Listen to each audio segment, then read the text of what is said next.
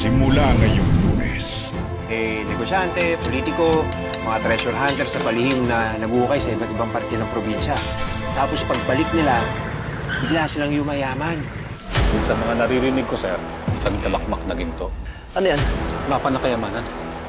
Naawa ko sa'yo, Kabo. Hindi ko dapat nararanasan ang buhay na ganito. Naalala mo ba? Nung bata ka pa. Naalala ko po, Tay. Gabriel, makinig sa amin. Makinig ka kay Mami, ha?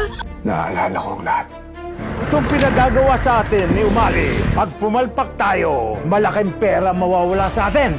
Hindi ako lalaban, boss! Hindi reporter ang gumulti sa amin. Sino? Hindi namin kilala.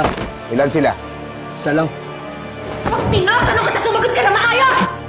Inilagay ka ng admin sa preventive suspension. Oras sa dugisan mo pa ang pangalan ko. Hindi kita palalayasin. Kakalimutan ko na anak kita. Rudy! Magpakita! Kinakailangan ko mahanap yung pulis na yan. Mahal na mahal ka ni Mami. Kailangan niyo pang bayaran ng ginawa niyo sa nanay ko. Tumakas na kayo, dali! Maawa ka sa pamilya ko. Ako na lang. Hayop ka! Ang ginawa niyo sa inyo. Mas pinili mo talaga ang hampas lupang si Rudy na yan. Maawa ka. Huwag ang anak ko. Huwag ang asawa ko. Hanapin niyo kung saan nakatago ang iba pang ginto.